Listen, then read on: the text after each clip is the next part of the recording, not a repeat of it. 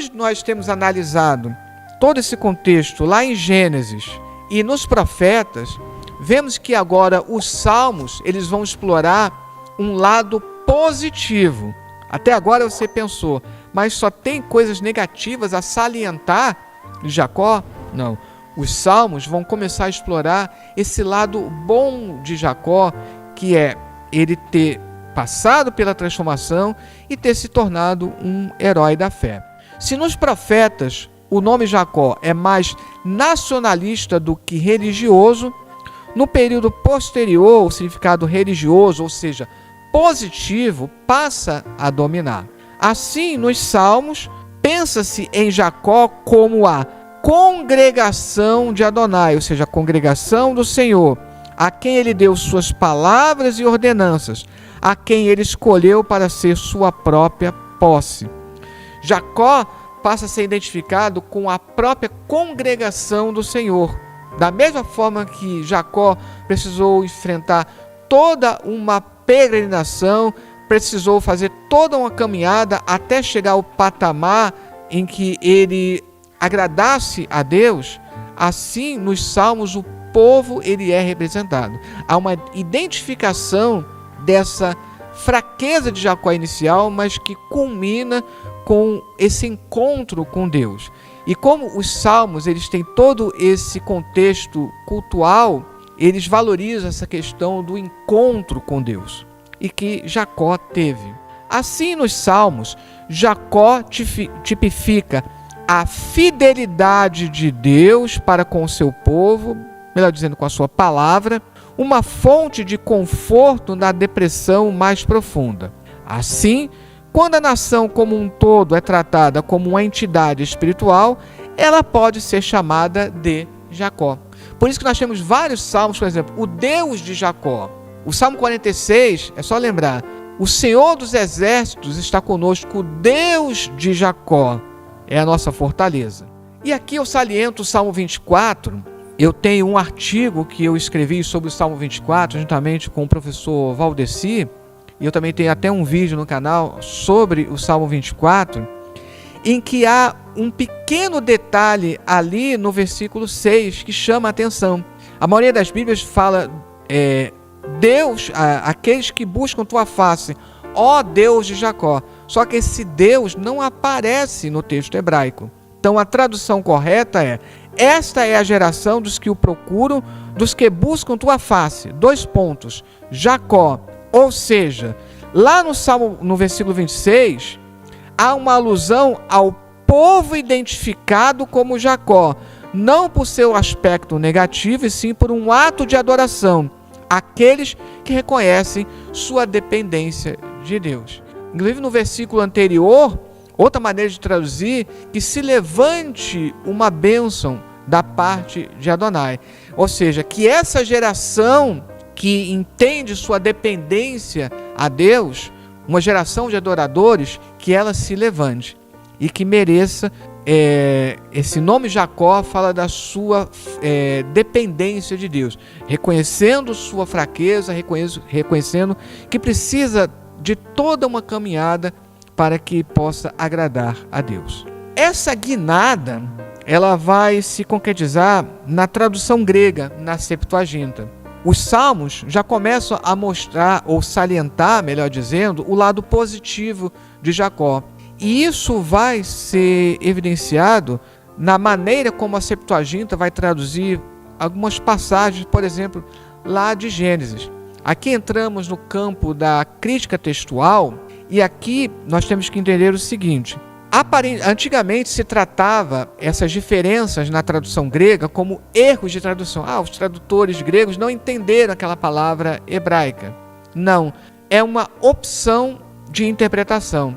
É como se estivesse tentando reinterpretar e inserir um significado positivo ali.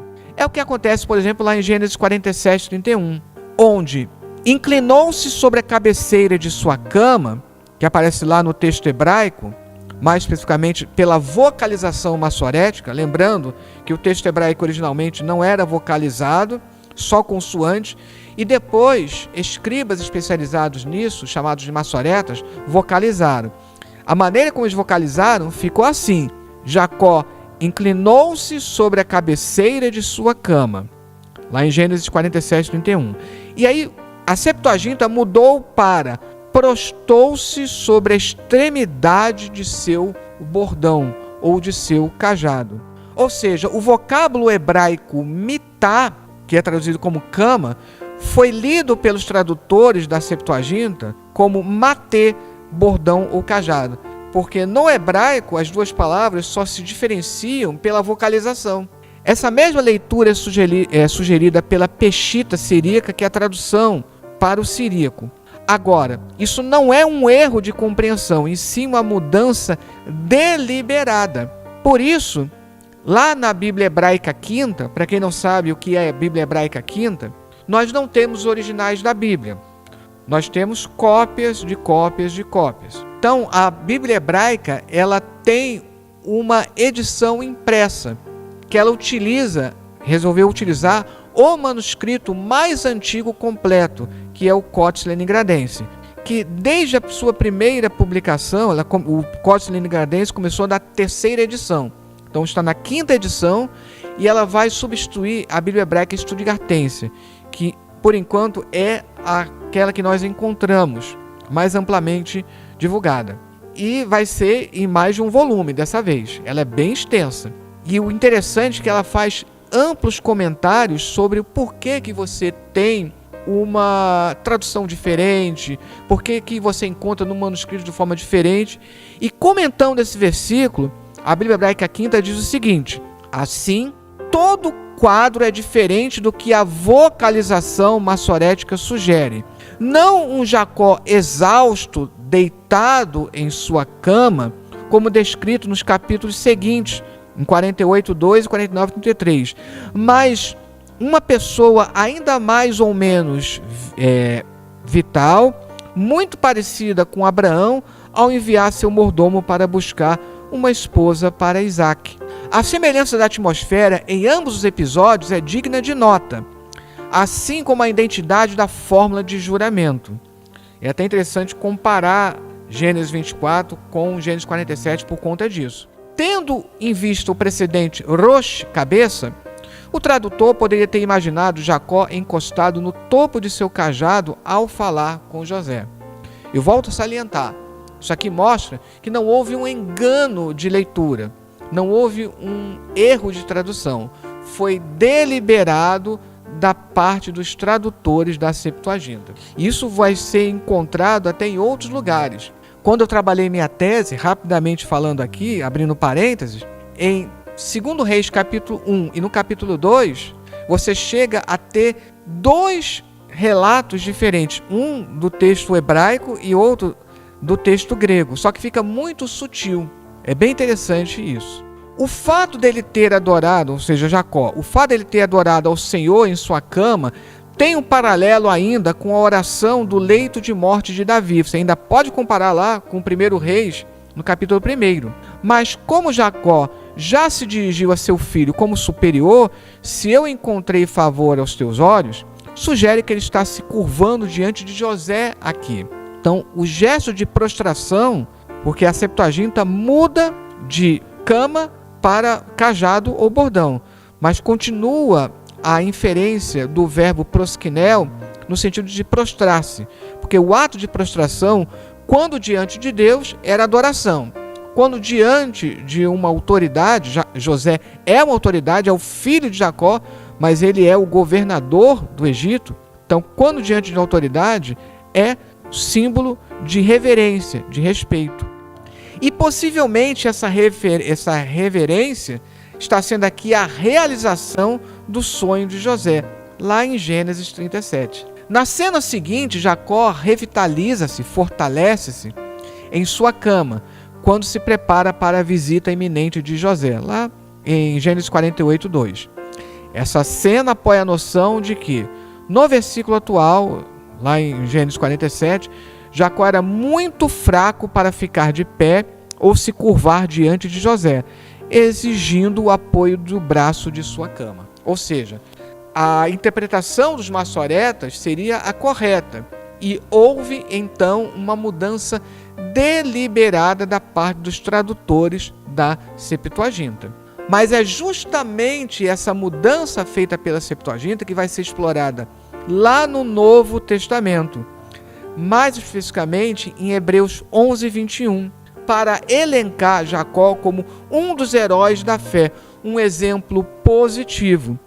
Que diz lá em Hebreus 11, 21, que é uma citação de Gênesis 47, 31, só que de acordo com a Septuaginta. Pela fé, Jacó, quando estava para morrer, abençoou cada um dos filhos de José e, apoiado sobre a extremidade de seu bordão, adorou a Deus. Então, o escritor de Hebreus deu mais um passo. Se ali na Septuaginta manteve o significado de proskinel como um simples ato de se prostrar diante de José como reverência, aqui diz que mais do que isso, ele estava adorando o próprio Deus. Se o grego proskinel pressupõe que Jacó simplesmente teria se prostrado reverentemente diante de José, Hebreus afirma que, acima de tudo, o que Jacó fez foi um ato de adoração diretamente a Deus e, portanto, um exemplo de fé. E assim, Hebreus salienta Jacó como esse exemplo de fé. Mas, lembre-se, Hebreus aqui está citando essa passagem de Gênesis 47 e já passou muito tempo depois do val de Jaboque. Isso precisa ser lembrado. É claro que o escritor selecionou cuidadosamente a citação para sua descrição de Jacó como um peregrino que, diante da morte, reivindica o futuro através do exercício da fé na realização das promessas de Deus. E ainda investe a citação com uma interpretação messiânica do cajado, baseado lá em Números 24 e no Salmo 110, ainda tem isso. Todas essas referências estão sendo colocadas ali. Como balanço, finalizando aqui, o que o Novo Testamento deseja salientar é que o povo de Israel não podia esquecer-se da história de seu antepassado, um arameu prestes a perecer. É até interessante que uma outra maneira de traduzir é um sírio miserável. É outra maneira de traduzir a mesma expressão. Fraco, astucioso e intriguista. E por quê? Por intermédio dos profetas e salmistas, eles eram chamados de Jacó em vez de Israel.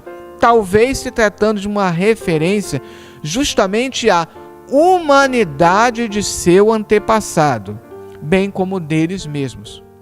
Vamos lembrar de Tiago, falando acerca de Elias, em que declara que ele era um homem sujeito às mesmas fraquezas que nós. E o mesmo pode-se dizer de Jacó. E, no entanto, Jacó era herdeiro das promessas e, por meio dele, essas foram transmitidas para as gerações seguintes. E, consequentemente, foram transmitidas a nós hoje. Assim, nós terminamos essa explanação. Eu deixarei aqui, eu fiz uma ampla pesquisa bibliográfica, eu vou deixar depois nos comentários os slides disponíveis, inclusive com a bibliografia. Deus abençoe também, muito obrigado pelo apoio, espero que todos tenham gostado aí da explanação. Mais uma vez, eu digo, aqui o objetivo não é vilanizar Jacó, não é dizer que ele não merecia as bênçãos de Deus. O que nós salientamos é que a maneira como ele buscou isso não era adequada. E por isso ele precisou passar ali pelo val de Jaboque. A luta com o anjo foi a luta contra Deus, simbolizando a luta que ele estava travando contra Deus até aquele momento. E aqui nós tiramos também essa lição para nós. Não podemos lutar contra Deus. Em quantas e quantas situações nós queremos que as coisas sejam da nossa maneira e nós não conseguimos perceber que estamos lutando contra Deus. Mais uma vez agradecendo a todos que nos acompanharam e que Deus abençoe.